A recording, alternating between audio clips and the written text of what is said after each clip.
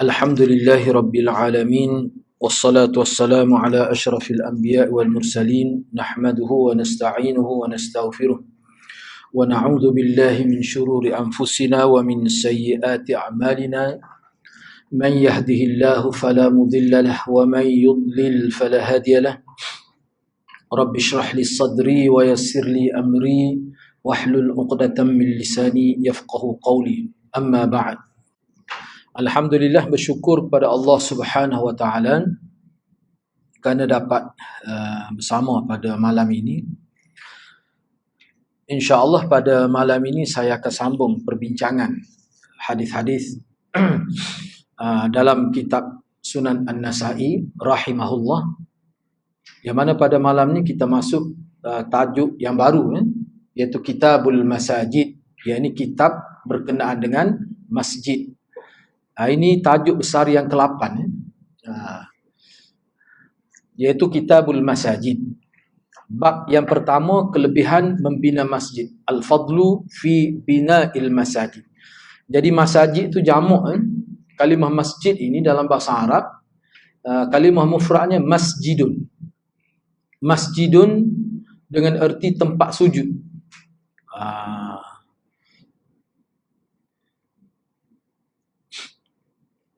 Jadi orang Arab guna begitu. Dia tidak guna masjid, tidak. Yang mana kalau nak kira asalnya masjid lah, mat'am, tempat makan. Mazbah, tempat sembelih. Markas, maknanya tempat operasi, center. Tapi dia tidak guna masjid. Dia guna masjid. Jadi kita ikut dia lah secara wad'iyah, secara ketentuan. Orang Arab guna begitu daripada dulu lagi. Jamak dia masajid. Cuma saya terjemahnya kitab masjid. Saya tidak terjemah kitab masjid-masjid. Kalau nak kiranya begitulah sepatutnya. Kita mengambil kira kesesuaian dalam bahasa kita. Jadi masjid itu mana tempat sujud secara lughahnya. Sebenarnya ada, bila kita baca hadis kita ketahuilah istilah dia tu. Sebab tu saya tidak masuk ke situ.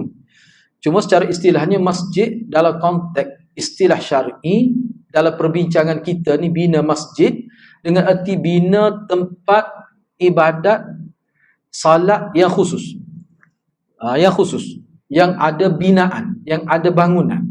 Sebab kalau nak kira masjid, ju'ilat iyal ardu masajidah. Nabi kata, qala hadatsana Baqiyah an Bahir an Khalid ibn Murrah an Amr ibn Abasah anna Rasulullah sallallahu alaihi wasallam qala man bana masjida yudhkarullahu fihi banallahu azza wa jalla lahu baitan fil jannah.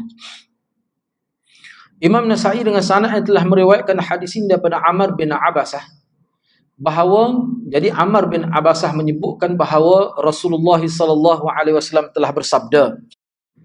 Yang pertama, hadis Amr bin Abasah, hadis inilah asalnya adalah dhaif. Sebab apa? Kerana salah seorang perawi dia disenaraikan sebagai perawi yang dhaif, yang bernama Baqiyah. Baqiyah tu dhaif. Dan dia ni sudah dikenali oleh ulama rijal sebagai mudallis dengan tadlis taswiyah. Di bawah tu saya hurah, selepas ni kita bacalah. Dan riwayat ini juga selain daripada taswiyah, tapi di sini tidak ada taswiyahnya, cuma dia tu ada berlaku di tempat lain dia melakukan tadlis taswiyah. Cuma di sini faktor yang kedua yang menyebabkan hadis ini jadi dhaif kerana dia diriwayatkan secara an-anah. An Bahir, hadatsana Baqiyah an Bahir, an Khalid, diguna an gitu. Dalam periwayat hadis menggunakan an gitu dia tidak kuat. Dia tidak kuat seperti mana qala hadatsana sami'tu akhbarana amba'ana, itu kuat. Dia ambil daripada begitu saja. Dia istilah lah tu, istilahnya kalau nak terjemah tu dia kena. Tapi an, bila cuba tengok daripada bahasa tu, an Bahir, an Khalid, an Kathir, an Amr Abasah. Ini dia panggil riwayat an-anah. Jadi lemah. Tak apalah. Kalau riwayat an-anah ni tidaklah dikira lemah sehingga peringkat tidak boleh dipakai. Tetapi kelemahan hadis ni pada peribadi perawi itu. Sebab dia ni disebut sebagai mudallis, dan mudallis dia ni mudallis paling berat. Tadlis taswiyah. Cuba tengok di bawah. Yalah biar kita tak belajar usaha hadis ni sekurang-kurang klik di tahap. Bukan tajwid baca Quran tu dah. Tadlis tajwid. Ataupun taswiyah. Baik. Maksud tadlis taswiyah ialah tindakan seorang perawi menggugurkan seorang perawi dhaif di antara dua perawi fiqh. Contohnya, saya buat begini supaya mudah faham. Perawi A meriwayatkan daripada perawi B. Jadi perawi A ni siqah lah. Kita tidak letak, saya tidak letak. Sebab apa? Sebab dia dipertikaikan dengan tindakan dia. Baik. Perawi A meriwayatkan daripada perawi B. Perawi B itu siqah, orang yang boleh dipercayai. Perawi B meriwayatkan daripada perawi C. Perawi C ni dhaif. Manakala perawi C pula dia meriwayatkan daripada perawi D. Jadi sini melibatkan 4 orang lah. Okey. Perawi A, ni bermula masalah ni. Perawi A dia menggugurkan perawi C yang dhaif tu dalam sanad. Dia tak letak tu. Apa tu? Sebab apa? Sebab perawi C ni dhaif. Dia tidak letak, dia buang. Jadi kalau kita tengok seolah-olah perawi A dia ambil daripada perawi B tu pada perawi D. Jadi perawi C tu tak ada. Saya tidak letak nama sebagai contoh supaya mudah faham. Kalau A, B, C, D ni mudah sikit. Kalau letak nama, dia nak ingat tu rasa rohak sikit. Untuk mudah faham. Baik. Tindakan yang dilakukan oleh perawi A ni sebenarnya dengan tujuan supaya sanad itu dilihat sahih. Dan ini sangat mengelirukan dan merosakkan jaluran sanad. Tadlis semacam ini adalah tadlis yang paling keji mengikut pandangan ulama rijal. Paling jelek. Tindakan ini dilakukan dengan tujuan menyamatarafkan sanad. Itulah maksud taswiyah. Menyamaratakan sanad, menyamatarafkan sanad dengan hanya menyenaraikan perawi-perawi yang thiqah saja. Dia nak suruh orang terima hadis ni, dia palsu ke sanad itu. Palsu dalam bentuk menggugur ke salah seorang perawi. Ini termasuk dari tadlis juga. Baik. Gitu. Jadi hak ni setengah saya tengok dalam setengah kenyataan ulama-ulama yang buat kaji hadis, dia kata hak ni ghararan jiddan.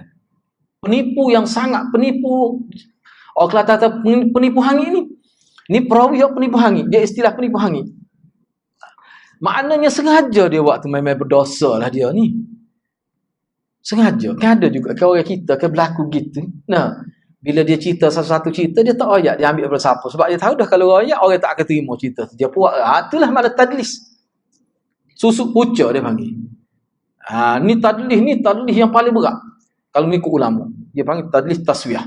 Tujuan nak suruh nampak comel sanad tu, dia buat perawi hak tak molek tu. Enggak kalau orang tu tidak mahal, tak tahu tu.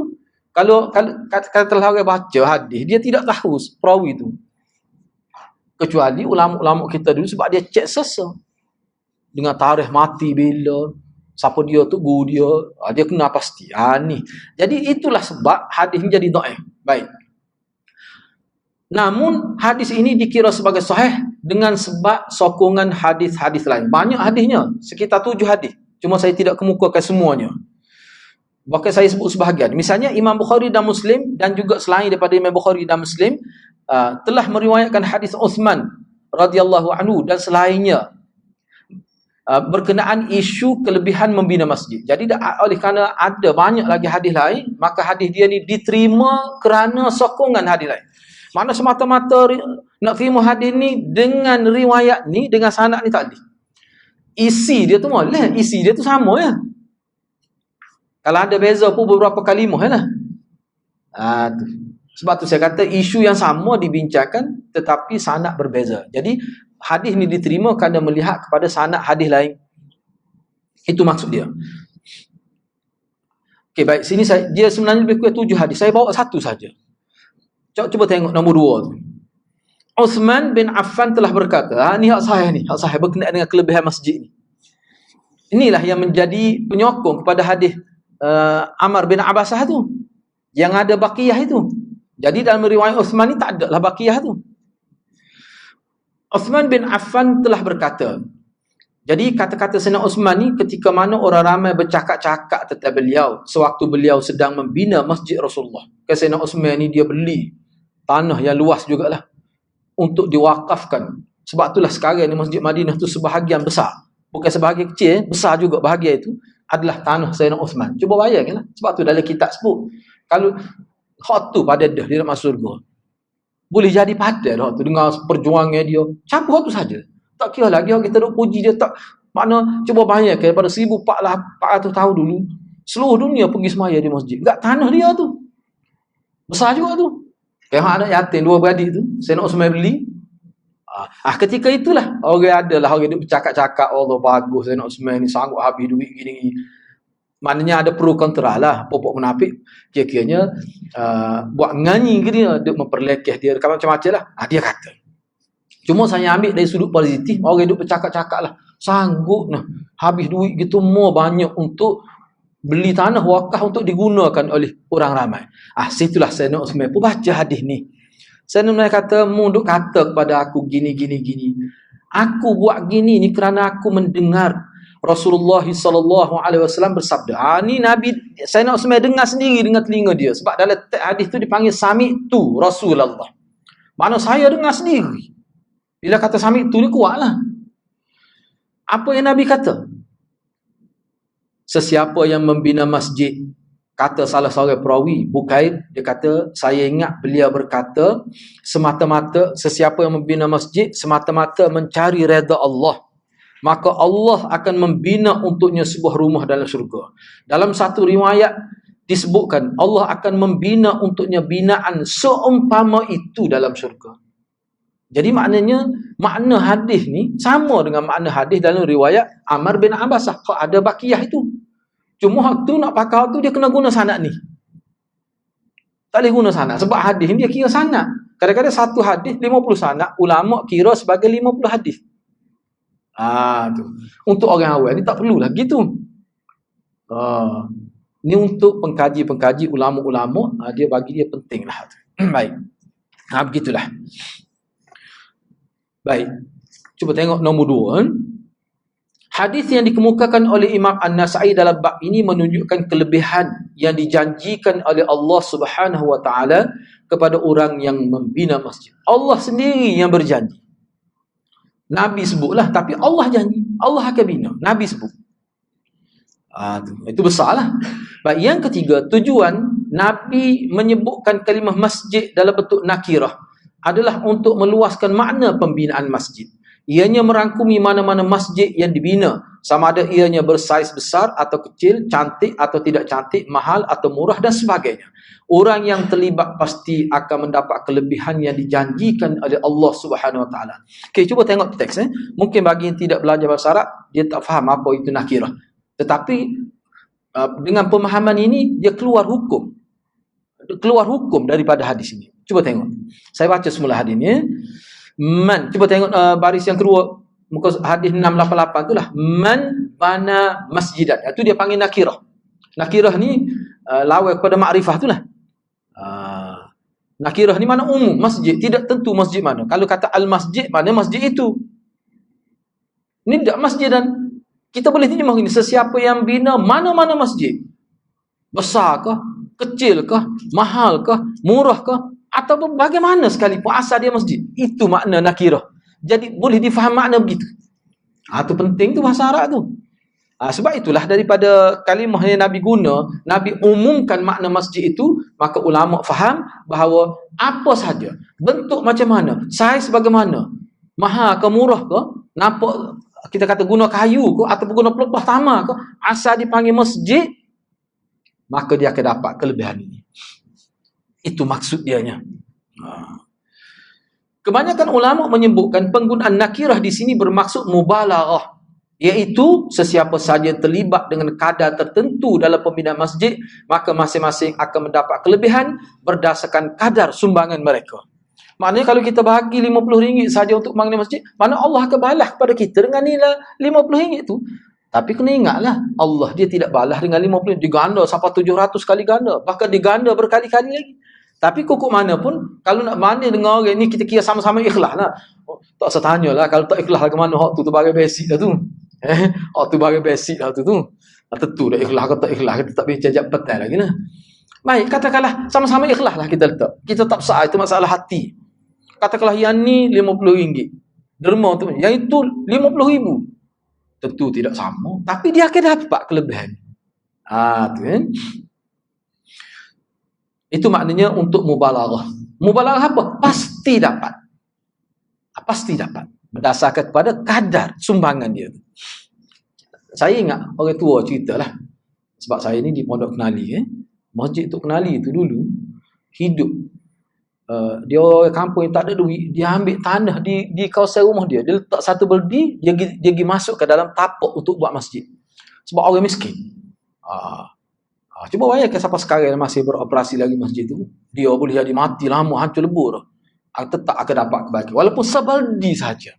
Sebab dalam hadis lain kan, Nabi kata dia akan dapat kelebihan walaupun kita kata dia bina masjid sebesar sarang burung qata. Adakah dalam hadis tu? Tu kita akan bincangkan nanti. Apa maksud dia tu? Lebih kurang juga maksud dia. Mana ada orang buat masjid besar sarang burung? Itu untuk burung. Tapi apa maksud dia di sebalik itu? Ayatnya sumbangan walaupun sebesar itu, nilainya tetap akan dapat kelebihan. Jangan kita ingat nak dapat kelebihan Allah bina sebuah rumah malaikat dalam syurga, mesti dia buat sebiji masjid yang besar seperti ini. Berat gitu. Kalau dia faham gitu, tak ada peluang lah. Kita orang miskin ni, nanti ada ratus-ratus ribu. Ada RM50, RM10. Sekarang kan dia jual satu kaki persegi dah. RM50. Boleh. Kita akan dapat, insya-Allah. Kalau ikhlas. Yang keempat, maksud sabda Nabi SAW yang disebut nama Allah di dalamnya. Man bana masjidan yuzkarullahu fihi. Yuzkarullahu fihi. Mana yuzkarullah, yang disebut nama Allah itu apa maksud? Kenapa sebut gitu? Adakah bina masjid tidak disebut nama Allah? Apa maksud dia? Jadi maksud dia adalah dengan niat yang ikhlas semata-mata mencari redha Allah. Itu salah satu pandangan. Namun ada juga ulama yang berpendapat ianya bermaksud tempat khusus untuk melakukan ibadat salat dan ibadat lain. Bukan sekadar salat sajalah. Bukan semata-mata tempat sujud, tidak. Kalau tempat sujud ni tidak ada bangunan pun boleh. Seperti mana kita akan tengok dalam riwayat mana sahabat Nabi bila baca Quran sampai tempat sajadah tu kan, dia sujud tepi jalan. Anak dia kata, ayah sujud. Macam mana ayah sujud tepi sikah ni lorong kecil. Anak dia baca Quran, dia dengar. Setengah riwayat kata dia baca Quran, anak dia baca Quran, bila dia dengar anak dia baca sampai tempat sajadah tu, bukan surah sajadah tu salah satu ya. Surah-surah lain pun ada dia sajadah tu, dia pun sujud di jalan itu. Anak dia kata, ayah sujud sini. Dia baca hadis. Dia baca hadis lepas ni lah. Hadis lepas. Bukan masjid dalam konteks itu. Itu masjid secara luawi itu. Ni tidak ni. Masjid di sini ni, sebab tu disebut seolah-olah kalimah yuzkarusmullah fihi itu maksudnya sebagai qaid untuk menyatakan masjid yang disebut dalam hadis ni adalah masjid istilahi, bukan masjid lugawi, tidak. Itu maksud dia.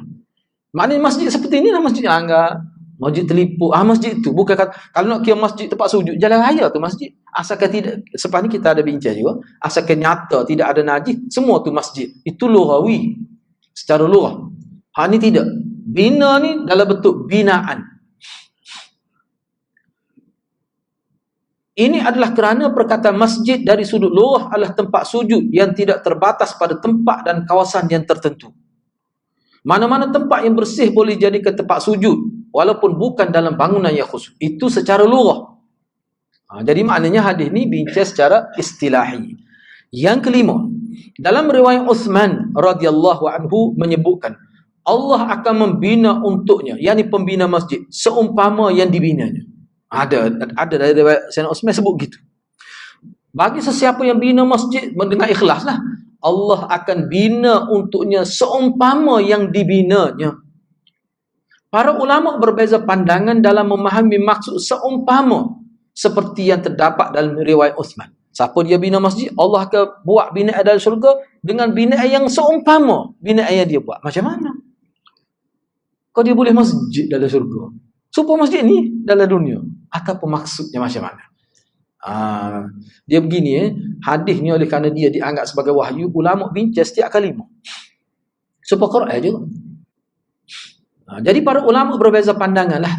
Ada sebagian ulama memahami ianya bermaksud kadar dan keluasan rumah yang dibina untuknya dalam syurga setara dengan sumbangannya dalam pembinaan masjid di dunia dulu. Jadi rumah dia tu luah, saiz besar, kecil, luah dan sebagainya tinggi berdasarkan kepada kadar sumbangan dia terhadap pembinaan masjid di muka dunia dulu. Maknanya kalau dia bina sebuah masjid 5 juta duit dia saja, besarlah rumah dia dalam syurga. Itulah maksud yang disebut di salah satu pandangan ulama. Antara yang berpendapat begini adalah Ibnul Arabi. Ada alif lam, Ibnul Arabi. Jangan buat alif lam tu penting tu. Kalau Ibnu Arabi itu lain. Itu batiniah tu. Wahdatul wujud, tokoh wahdatul wujud. Ini dah Ibnul Arabi. Baik. Ada juga berpandangan kelebihan yang diperoleh adalah berdasarkan tahap sumbangan dari sudut material, kekukuhan dan kelangsungan masjid sebagai tempat ibadah. Katakan dia buat masjid itu tahan molek sampai 1000 tahun. Tahan lagi. Oh bos, itu maksudnya. Maksud besar tu. Maksud seumpama. Maknanya dia akan dapat kelebihan lebih besar lah. Maknanya selagi buat masjid itu kukuh dengan material, dengan bahan-bahan yang kukuh lah. Menyebabkan masjid itu boleh bertahan lama. Ada masjid. Yalah kita kira masjid tu lah Masjid Madinah tu lah. Nabi berhijrah start situ sampai ke hari ini. Bahagian itu. Itu ada juga ulama kata begitu. Semua ni sebenarnya atas galakkan supaya kita mengkualitikan pembinaan masjid. Guna bahan yang berkualiti supaya tahan lama. Ada juga ulama yang memahaminya sebagai dibina rumah dengan kadar pahala yang diperolehi. Dan ini memberi erti tahap pencapaian manusia adalah berbeza-beza berdasarkan pada kualiti amalan mereka. Jadi maknanya, jadi sekarang ni ginilah kita tengok dah. Jadi orang yang buat masjid ni, ada yang dalam bentuk bagi derma RM50, ada yang bentuk dalam wakaf tanah, ada dalam bentuk bagi simen, ada dalam bentuk dia pekerja yang buat. Semua tu kalau kita letak ikhlas lah, semua akan dapat pahala. Pahala tu berbeza-beza. Itu mengikut berbeza-beza. Tak sama.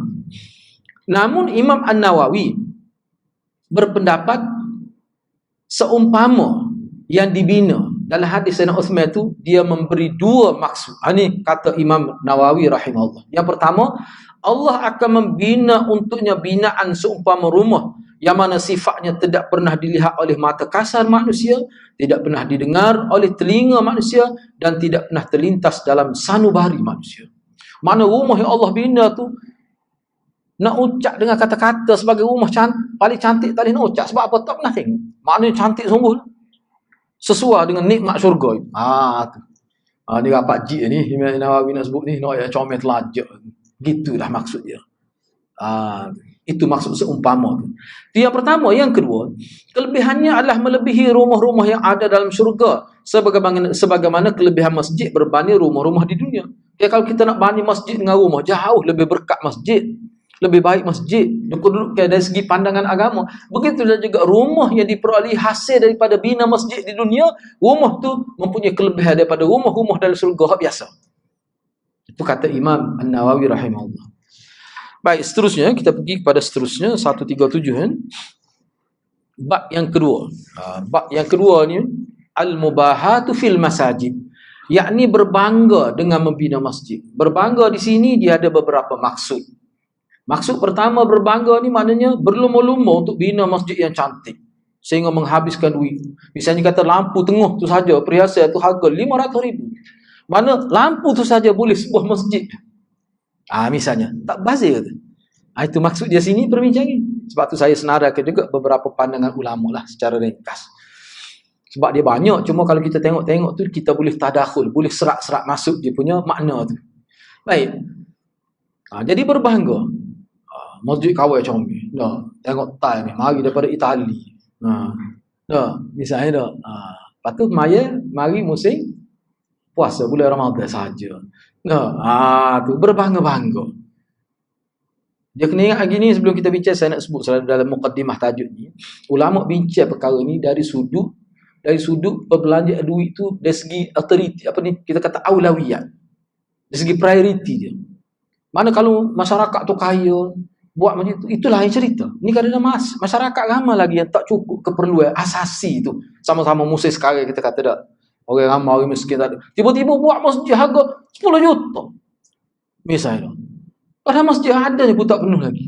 Itu. Tak boleh. Bina tu tak ada. Ni tak boleh bina. Cuma jangan melampau. Okey, baik huraian dia ada di bawah tu. Baik, cuba tengok hadis yang ke-689. Jadi maknanya dengan kita baca hadis ni, orang yang nak bina masjid tu dia kena berhati-hati. Perlu berhati-hati. Jangan sampai mereka bina masjid tiba-tiba tak dapat pahala, bahkan boleh dosa pula. Lebih-lebih lagi kalau yang pembina itu melibatkan harta baitul mal, sepatut diberikan kepada orang-orang yang asnaf ini, orang-orang miskin tiba-tiba terjejah. Kenapa? Terlalu gairah bina masjid, lampu 500,000. Misalnya, itu sebagai peringatan. Baik, hadis yang ke-689, wa bi qala akhbaran Suwaid bin Nasr qala anba'ana Abdullah ibn al-Mubarak an Hammad bin Salamah an Ayyub an Abi Qilabah an Anas anna an-nabiy sallallahu alaihi wasallam qala min ashratis sa'ah an yatabaha an-nas fil masajid. Imam An-Nasai dengan sanad telah meriwayatkan hadis ini daripada Anas bahawa Nabi sallallahu alaihi wasallam telah bersabda, antara tanda-tanda kiamat manusia berbangga-bangga dengan keindahan masjid. Hak dia bina dengan keindahan membina masjid. Tu. Misalnya kita kata kepala pahit harga RM300. Misalnya. RM300. Mana orang miskin kita kata hidup 4 orang tu boleh beli lauk untuk sebulan. Lauk sajalah, nasi tak kira ni. Mak dengan satu kepala pahit. Ada. Saya pergi, cantik, tanya je, dia kata, mahal tu, dia kata, satu tu 300 lebih. Kita penuh. Sebab kita 3 ya tu 4 tahun tak penuh. No. 300 so. Tu. Jadi kena fikir-fikir kalau tu.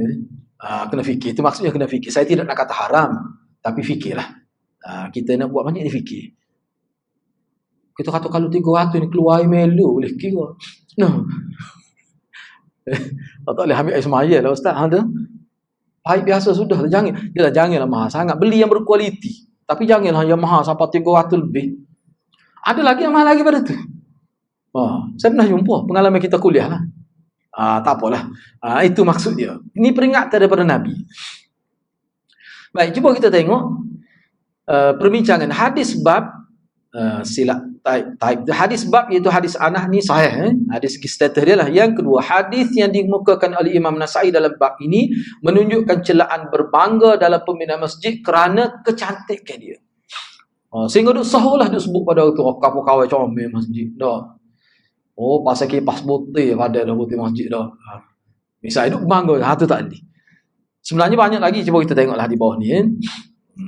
Yang ketiga, kalimah as-sa'ah. Kita nak bincang itu dulu. Kalimah as-sa'ah dalam hadis diguna antara tanda-tanda kiamat. Kalimah kiamat diguna as-sa'ah. Ni untuk pengetahuan kita ni. As-sa'ah ni asalnya diguna pakai untuk dua makna dalam bahasa Arab. Asal dia nya. Makna kalau dari segi bahasa Arab semata-mata dia tidak bermakna kiamat, sa'ah ni. Dia tidak makna kiamat. Semata-mata dari segi bahasa. Jadi dari sudut bahasa, makna pertama satu bahagian daripada 24 jam dan ianya himpunan hari dan malam. Kita panggil 24 jam. Mana sa'ah ni mana 1 jam. Setiap jam tu dia panggil as-sa'ah. Itu dari segi bahasa Arab. Yang kedua, 1 detik dalam sehari. Bukan 1 jam, 1 detik. Sa'ah ni 1 detik. Mana sekejap. Qalil jiddan. Mana sekejap sangat. Itu diguna sa'ah juga. Sama ada guna dengan erti dengan jam. Kalau sekarang ni, kalau kita periksa kita as-sa'ah. Kita tulis di kertas periksa tu kan. Sa'ah tu makna jam. Berapa jam dia punya waktu peperiksaan ni. Satu subjek tu. Dia guna sa'ah. Itu makna jam. Itu makna pertama. Makna kedua, as-sa'ah makna sedetik, seketika, sekejap. Baik. Cuba kita tengok. Kemudiannya, asalnya makna tu. Kemudiannya perkataan as-sa'ah ini digunakan kepada kiamat secara isti'arah. Isti'arah ni makna asal makna gini kita pakai dengan makna lain. Dia panggil isti'arah. Lepas tu dia ada pembahagian dia lah. Tu kena belajar dari balaghah Arabiah lah tu. Dia panggil isti'arah. Guna bukan makna asal lah. Az-Zujaj ni seorang ahli bahasa. Dia kata, semua kalimah as-sa'ah yang diguna pakai dalam Al-Quran adalah dengan makna waktu yang berlaku pada kiamat. Dia tidak menunjukkan jam 60 minit itu, tidak. Dia menunjukkan makna waktu yang berlaku padanya kiamat.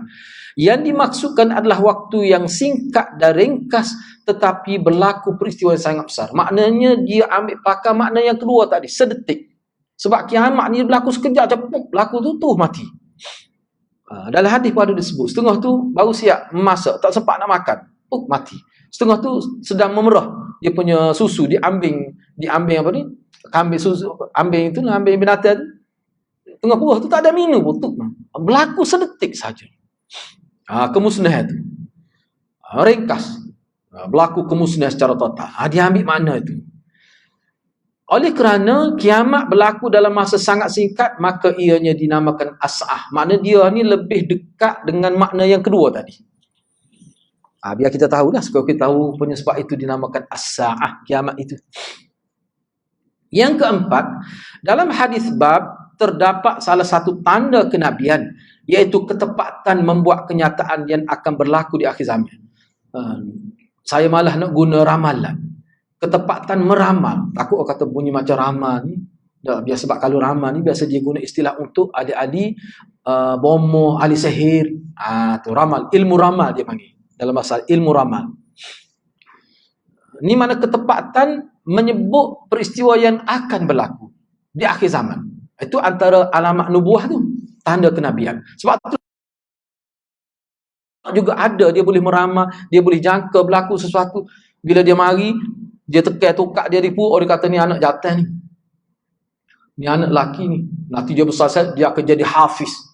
Tu dia suka. Dia ada perangai-perangai tu. Jadi maknanya kita kena tahu lah. Kita sebagai orang beriman, kita kena ingat. Jenis-jenis gitu kena berhati-hati. Dia tak jadi kafir gitu. Tapi berhati-hati tu, ada masalah tu. Mana kalau nak waktu guru tu kena fikir. Nahiyah masjid secara berlebihan. Yang pertama, ini termasuk dalam rukhsah. Ada ulama kata gitu. Kelonggaran boleh. Kelonggaran ni bukan mutlak, tengok keadaan. Ini adalah pandangan Imam Abu Hanifah. Jika dengan maksud memuliakan masjid dan tidak berkait dengan menggunakan harta Baitul Mal, dia boleh selalu, sekat lalu. Boleh duit dia masjid ni. Jangan guna duit zakat, duit kau jangan. Guna duit dia masjid. Minta derma hak lain, tak apa.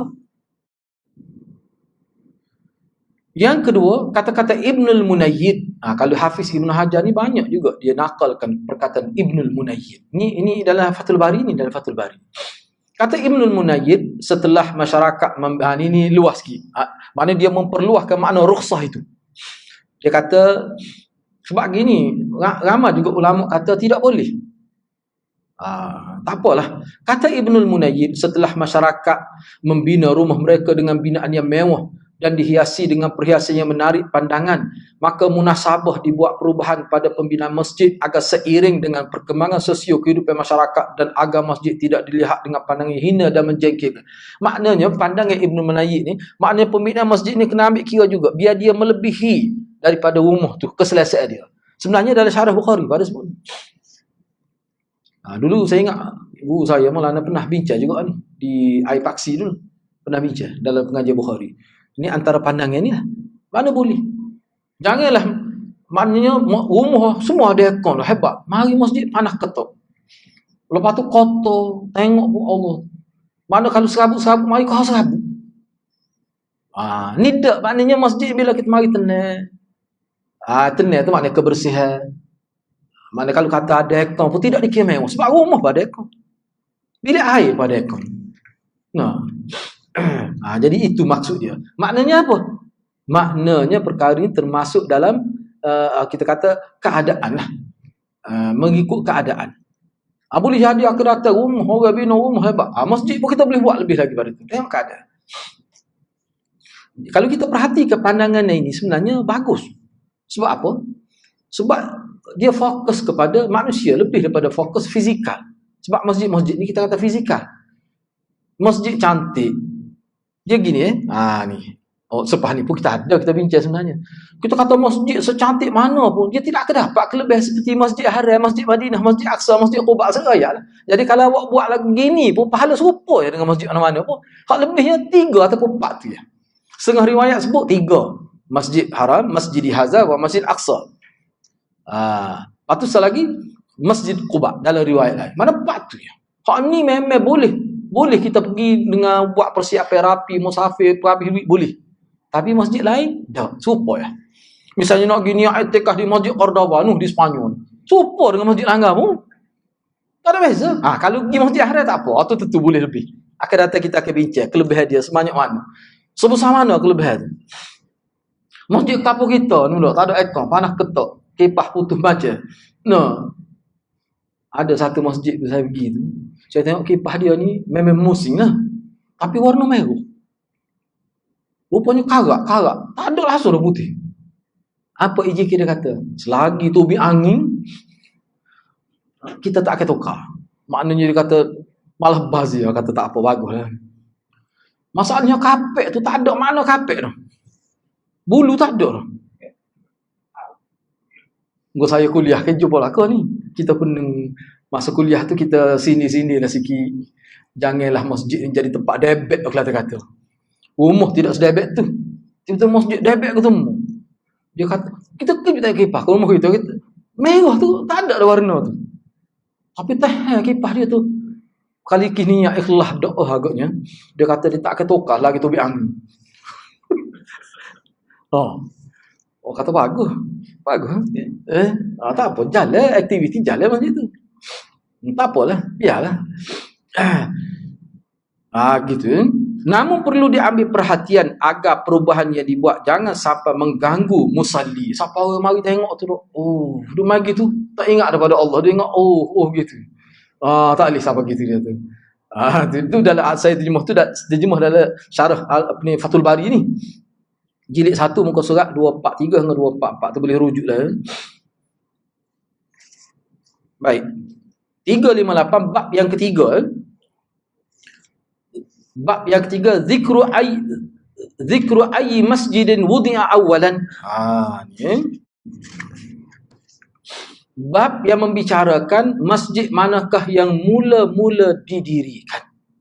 Ni perbincangan masjid yang mula-mula didirikan. Masjid mana?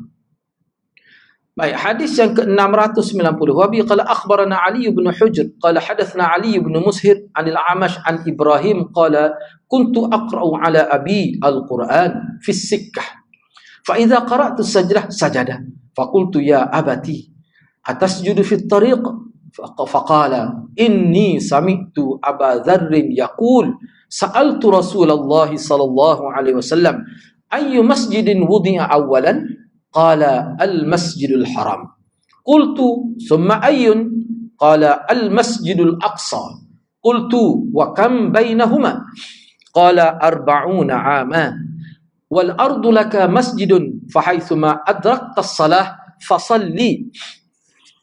Imam An-Nasa'i dengan sanadnya telah meriwayatkan hadis ini daripada Abi Dharr. Cerita dia beginilah, kita ambil daripada atas kita. Ambil daripada atas kita. Hadis ini diriwayatkan oleh Imam Nasa'i kata hadis ini dia ambil daripada Ali bin Hujr. Ali bin Hujr kata dia ambil hadis ini daripada Ali bin Mansur lah. Tapi bukan dengan anak-anak ni. Jadi Ali bin Mushir telah meriwayatkan kami daripada Al-Amash ambil daripada Ibrahim. Kata Ibrahim, pernah saya memperdengarkan bacaan Al-Quran kepada ayah saya. Dia kata begitu. Di satu lorong. Sikkah ni lorong ya. Kecil pada at-tariq. Apabila saya baca ayat yang berkaitan dengan sajadah, maka beliau sujud. Siapa dia beliau? Ayah dia lah. Lalu saya tanya, ayah sujud di jalan? Mana dia sujud di jalan? Bukan salat ni, sujud. Sujud dia panggil apa sujud? Macam tilawah lah, sujud tilawah. Bila ada tempat di tanda itu sajadah tu kan. Kita panggil sujud sajadah. Hak tu khusus untuk surah sajadah lah. Tapi sajadah dia tulis sajadah tu makna sekali sujud. Sajadatan wahidah. Dia panggil masdar marrah dia panggil. Kalau bahasa Arab dia panggil masdar marrah. Baik, ayah saya pun sujud. Saya tanya, ayah sujud di jalan? Maka ayah dia pun jawab, sesungguhnya saya tidak sebut saya, ataupun biasa ayah aku, sesungguhnya aku, ataupun saya telah mendengar Abu Dzar berkata. Abu Dzar lah. Abu Dzar kata, saya telah bertanya Rasulullah sallallahu alaihi wasallam, masjid manakah yang mula-mula didirikan? Beliau menjawab, yakni Nabi, Masjidul Haram di Makkah itu. Saya tanya lagi, kemudian masjid mana pula? Nabi jawab lagi, Masjidul Aqsa. Al-Masjidul Aqsa. Saya tanya lagi, berapakah jarak masa pembinaan antara Masjid Haram dengan Masjid Aqsa itu? Nabi jawab 40 tahun. 40 tahun. Seluruh bumi, ini kata Nabi lagi ni, seluruh bumi bagi engkau ni maknanya Abu Dzar, adalah tempat sujud. Kena ingatlah tu, tempat sujud tu sujud secara lughawi. Mana boleh semaya lah maksudnya. Bukan ke mana tempat sujud tu, tempat sujud mana masjid tu. Kan masjid kan ada dengan mana lughah, mana-mana pun boleh. Tapi masjid tu, masjid sini ni, masjid tadi adalah hadis tadi. Hak ni tidak, mana-mana pun boleh kita jadikan masjid. Masjid tu bukan makna binaan, tidak. Tepi lokal pun boleh kalau bersih. Tepi pokok, ikut. Kalau kita tengok dalam internet tu, di barat tu, sampai waktu maya gitu ya. Kan kita tengok, tu mudahnya agama ni. Baik. Oleh itu, kata Nabi, di mana saja engkau sempat dengan masuknya waktu salat, maka engkau boleh melakukan salat. Ini saya terjemah tu lebih sikit tu, berdasar pada syarah dia lah. Sebab dia ni ayat ni ringkas. Baik, cuba kita tengok perbincangan dan pedoman hadis. Hadis Abu Dzar adalah hadis yang diriwayat bersama oleh Bukhari dan Muslim, yang kita sebut sebagai muttafaqun alaih. Yang kedua, Imam Hafiz Ibn Hajar menyebutkan bahawa hadis ini menafsirkan firman Allah Subhanahu Wa Taala, Inna awwala baitin wudi'a lin-nasi lalladhi bi Bakkah mubarakan wa hudan lil alamin. Sesungguhnya rumah ibadat yang mula-mula dibina untuk manusia beribadat kepada Tuhannya ialah Baitullah yang di Mekah, yang berkat dan dijadikan petunjuk hidayah bagi umat manusia. Maknanya seolah-olah hadis ni dia nak tafsirkan ayat Quran tu. Itu kata Imam Hafiz Ibn Hajar. Baik. Yang ketiga, Qadhi Iyad mengatakan telah berlaku khilaf di kalangan ulama berkaitan pembacaan bersama yang dilakukan oleh guru dan murid. Adakah kedua-duanya kena sujud apabila sampai ayat sajdah? Ada yang mengatakan kena sujud untuk pertama kali saja, dan ada yang berpendapat tidak perlu sujud. Ini berkait dalam kelas pengajian. Muallim dengan muta'allim. Misalnya kita belajar ni, baca ke siapa, pakai sujud lah kau, gitu. Lenguh gitu. Kalau Syiah, dalam kitab ada lamalah dia, tapi dia bukan masalah sujud, masalah selawat. Bila dia mengajar ni, bila selawat dia akan selawat kan mama. Jadi kalau 1000 sebut nama Nabi ke ataupun nama imam dia akan selawat. Beratus-ratus kali dalam satu program. Kalau kita tengok dalam kitab mazhab Syafi'i, dia pakai ni sekali saja. Misalnya kita mari, kita lawat sekali, kuat bunyi, kemudian lepas tu selawat dalam hati saja. Cukup dah, sudah dapat dah kelebihan selawat itu. Ni pun begitulah juga. Sebab dia sujud itu dah ada kelebihan dia. Sebab itu sabit, Nabi buat begitu. Jadi kalau dalam kelah pengajian gini nak buat ke? Ada ulama kata tak boleh. Ada kata misalnya dia kata sekali je. Lepas tu cukup lah. So kata sekali tak sesuai. Sebab masa pengajian tu buat di kuliah di universiti, nak sujud mana tu tinggi, tongin gini kan. Itu mana ke. Jadi sebab itulah setengah ulama kata bila sampai sini, bila sampai ayat sajdah tu, kita nak sujud tak boleh, kita kata Allahu Akbar. Niat sujud. InsyaAllah boleh pahala. Ada yang kata begitu. Tapi Nabi tak sebut begitu. Ada dalam kitab. Perlu juga kita tahu perkara ini supaya kita tidak nampak jadi zahir sangat lah. Tidak jadi nampak macam zahir sangat. Susah juga kan? Yang keempat, hadis bab menjelaskan tempat yang mula-mula dijadikan sebagai tempat menyembah Allah Subhanahu Wa Taala adalah Masjidul Haram. Itu tempat mula-mula. Itu maksudnya. Mana tempat mula-mula sekali dibuat satu tempat ibadat khusus dalam Islam ni, Masjid Haram. Kenyataan ini sekaligus menyatakan kelebihan Masjidul Haram. Yang kelima, menjelaskan tempoh hadis ini menjelaskan tempoh pembinaan dua buah masjid yang paling bersejarah bagi umat Islam adalah 40 tahun. Baik. Ibnul Jauzi memperjelaskan bahawa kenyataan ini tidak mungkin bermaksud bahawa Nabi Ibrahim yang meletakkan batu asas pembinaan Kaabah dan Nabi Sulaiman yang meletakkan batu asas pembinaan Masjid Aqsa. Selang masa antara mereka berdua lebih 1000 tahun. Sebab ada dalam kitab sebut bahawa ada yang sebut Nabi Ibrahim lah yang mula-mula bina Masjid Haram dan Nabi Sulaiman lah yang mula-mula bina Masjid Aqsa. Sedangkan kita tengok jarak tu jauh tu, Nabi Ibrahim dengan Nabi Sulaiman tu. Nabi Sulaiman ni kan anak Nabi Daud. Jauh tu. Waktu Ibn Jauzi kata tak masuk akal tu sebab ni 40 tahun ni. Muskil, dia kata muskil tu. Baik, cuba kita tengoklah bagaimana nak menghilangkan kemuskilan ni. Panjang sebenarnya dalam kitab tu. Dia sekitar 4 muka surat dia bah. Ni saya ambil sikit saja ni. Saya buat kesimpulan lah, kalau tidak meleret-leret sangat. Kita baca dulu. Lepas tu saya hurah secara lisan lah contoh perbezaan pandangan itu. Banyak pula pendapat yang menyebutkan bahawa yang mula-mula membina Kaabah adalah Nabi Adam. Kena ingatlah bila sebut Kaabah, Masjid Haram sama saja maksudnya. Itu tujuan saya sebut lain tu ya. Mengikut ulama sebut Kaabah, solat di Kaabah. Maknanya solat di Masjid Haram. Sebab begini, sebab ada juga tapi pendapat ni pendapat yang minoriti. Setengah tu kata kalau dalam hadis ke dalam Quran kalau disebut Kaabah, maknanya semaya di sekitar Kaabah, tak termasuk Masjid Haram keseluruhan. Ada yang kata begitu. Tapi setengah ulama kata itu pendapat yang terpencil. Bila disebut Kaabah tu mana Masjid Haram lah. Lepas tu dia bincang pula masjid, kata Masjid Haram ni Masjid Haram mana? Sebab zaman Nabi tidak sebesar ni. Sebab tu setengah kata tu dia sekitar hak tengah tu lah. Hak dekat Kaabah tu. Mana hak luah? Siapa lah ni? Siapa dengan siapa kan lah ni? Dia siapa hospital ni kan? Dekat terowong tu. Tak sakit kaki-kaki kita pergi. Nah. Tidak seluas tu. Hak tu termasuk juga ke kelebihan kalau kita semai situ. Ulama kata termasuk lah, kata termasuk tak berat lah. Tapi kok mana ada pendapat kita. Tapi pendapat tu pendapat klasik lah. Hak dulu. Cuma dia masuk nak ayatnya. Setengah ulama berpandangan gitu. Tapi maksud dia nak supaya orang ni berebut-rebut pergi dekat Kaabah tu.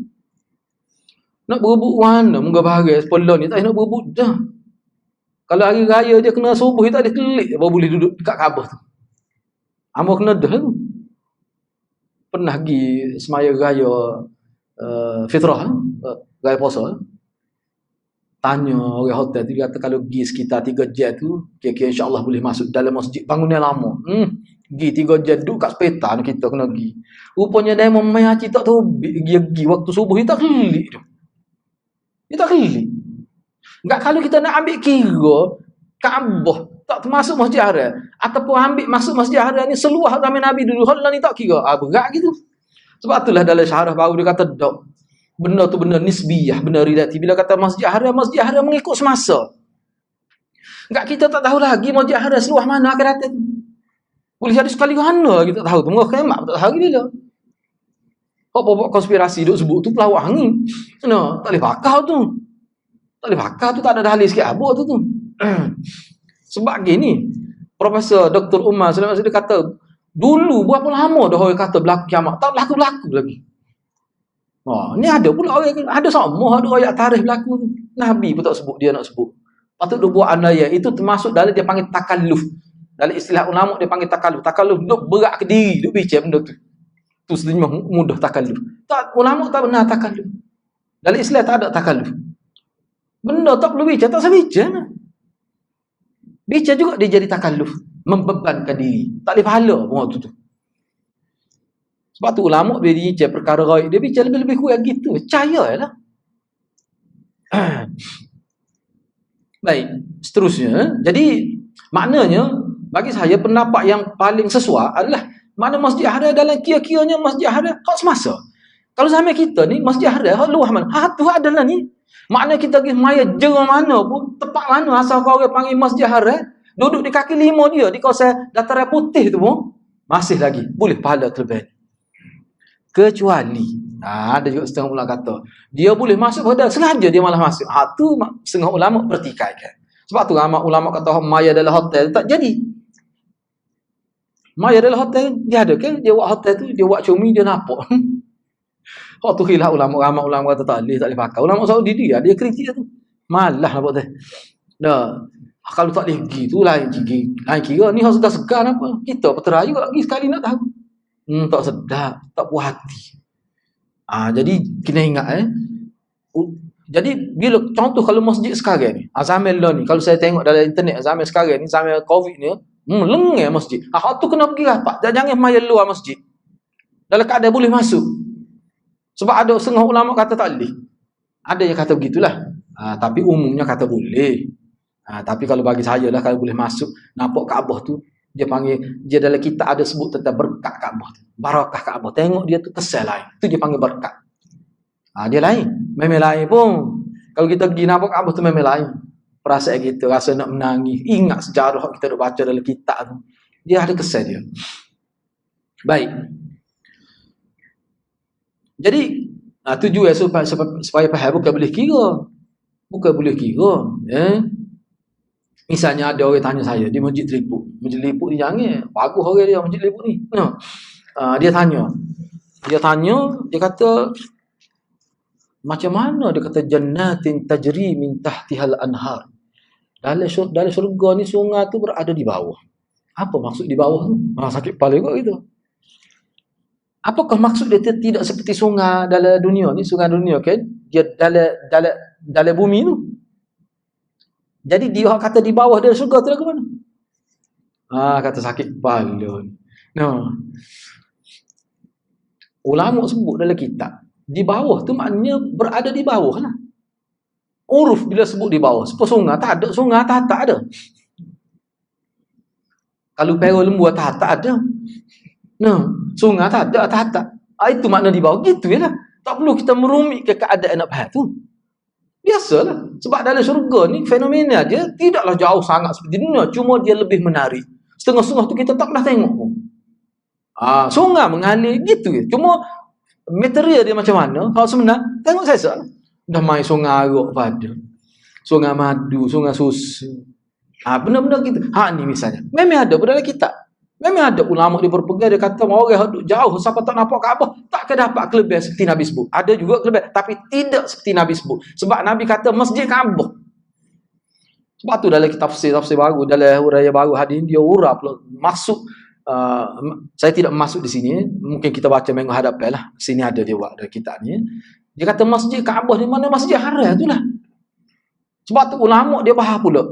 Bila sebut yang berkait dengan masjid haram ni, dia ada 4 penggunaan kalimah dia. Termasuk Kaabah.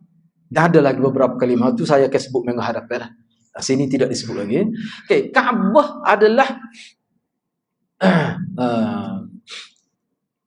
banyak pula pendapat yang menyebutkan bahawa yang mula-mula membina Kaabah adalah Nabi Adam AS. Baik. Bahkan ada yang berpendapat beliau jugalah yang membina Masjid Aqsa. Bahkan ada riwayat. Cuma setengah ulama kata riwayat ini tidak sahih. Banyak dalam kitab ni dia sebutlah. Cuma saya tidak ambil semuanya. Maknanya bukan Nabi Ibrahim. Tapi hadis ni tidak boleh diterima juga setengah-setengah riwayat. Bukan kata semua tak boleh terima. Memang kebanyakan ulama kata yang binanya Nabi Adam. Masjid haram tu. Setengah kata selepas tu Allah harah dia bina pula Masjid Aqsa. Bina tu bina lagu mana? Tu kena faham. Jadi hak dikatakan dalam riwayat yang kata Nabi Ibrahim bina Masjid haram tu. Lepas tu Nabi Sulaiman bina Masjid Aqsa tu macam mana pula? Cuba kita tengok di sini lah. Ini dia panggil khulasah. Ringkasan. Rumusan. Khulasah mana? Ringkasan dalam bentuk rumusan. Okey, cuba tengok di sini ya. Macam-macam buat kata malaikat apa ada kata buat. Setengah tu dia tak tahu nak kata, dia kata wali. Tak tahu wali mana. Ada juga. Sebab tu setengah-setengah ulama dia kata ada juga orang tak nak kecek dalil, tak ada. Dan sama-sama ulama dia kata hidup dia sudah lah, dia tak ada dalil kan. Siapa begitu? Sebab dia bincang mana? Dia kata wali. Setengah kata anak Nabi Nuh nama Sam. Tak ada dalil tu. Baik, tak apalah. Kita tengok di sini ya. Saya ambil, sebab tu saya tidak petik semuanya, takut jadi masa kita lah. Baik. Bahkan ada yang berpendapat Nabi Adam jugalah yang bina Masjidul Aqsa. Selain pandangan ini, ada lagi pandangan-pandangan lain yang saling berbeza dengan status riwayat yang pelbagai. Berdasarkan kepada kenyataan dalam hadis Abu Zar ini, kita sedang baca ni, Maka para ulama membuat kesimpulan bahawa apa yang disebut oleh Nabi SAW, jarak pembinaan kedua-dua masjid bersejarah ini adalah dari sudut yang meletakkan batu asas binaan pada awalnya, bukan mereka sebagai pembina yang lengkap kepada kedua-duanya. Jadi hak Nabi sebut dalam hadis Abu Dzar ni, jarak di antara pembinaan Masjid Haram dengan Masjid Aqsa 40 tahun tu, itu bukan merujuk kepada Nabi Ibrahim dan Nabi Sulaiman. Itu merujuk kepada orang yang mula-mula meletak batu asas di sini. Sebab dia ada pula riwayat lain kata batu asas yang diletakkan oleh Nabi Adam tu, iaitu Kaabah dan juga Masjidil Aqsa tu hilang, tertimbus. Kemudian zaman Nabi Ibrahim, Allah bagi ilham. Ilham tu makna wahyu lah. Dan Nabi Ibrahim pergi ke tempat tu, itulah tempat yang diasaskan oleh Nabi Adam. Jadi Nabi Ibrahim ni hanya membuat binaan di atas asas itu. Maknanya, sebab tu setengah kitab dia kata Nabi Ibrahim ni pembina Kaabah yang kedua, bukan pertama. Pertama yang dikatakan pertama, Nabi Adam sebagai muassis, pengasas, letak batu asas. Banyak projek batu asas bertahun-tahun ada. 4 kali, kita kata 4 kali pilihan raya duk main batu asas itu. Tak ada orang kedua tulis siap. Ni Nabi Ibrahim ni orang yang tulis siap lah. Hak tulis sudah tu. Jadi batu asas tu lama juga lah. Berapa kali dia ambil sunnah tu, tak tahu dah. Buat batu asas. Saya pernah pergi ke satu kampung tu. Dia kata ni dua kali pilihan raya. Dah Ustaz ni dia kata dia punya wiring, bukan wiring lah, maknanya tiang nak masuk. Cuma dia tidak masuk api. Dia masuk tiang sekali wire lengkap. 2 kali dah pilihan raya. Ada juga style gitu. Jadi semolek-molek tak sawak gitu nah. Buat selalu sebenarnya. Tak kira lah siapa-siapa pun. Boleh pahala. Boleh pahala. Baik. Jadi itu kesimpulan dia. Memang itu kesimpulan yang terbaik lah. Begitu juga Nabi, hak dikata Nabi Sulaiman tu 100,000 tahun lepas Nabi Ibrahim tu, untuk Masjid Al-Aqsa tu, hak tu juga mana pembina yang kedua. Jadi hak dia katakan asas, ya ini jarak di antara 40 tahun tu meletakkan asas, bukan bangunan yang lengkap seperti yang Nabi Ibrahim buat tu. Itu maksudnya. Hak itulah ulama kata paling sesuai pendapat. Sebab adalah hadis pun Nabi tak sebut siapa dia, cuma jarak 40 tahun. Sebab tu Ibnu Jauzi kata kalau nak kata Nabi Ibrahim dengan Nabi Sulaiman, mana boleh 1000 tahun beza masa tu. Hak ni 40 tahun ya. Gitulah maksud dia, baru hilang kekeliruan itu. Jadi kenyataan yang sabit bahawa Nabi Ibrahim yang membina Kaabah, yakni Masjid Haram, dan Nabi Sulaiman yang membina Masjid Aqsa adalah dari sudut membangunkan yang telah diasaskan oleh orang yang sebelumnya.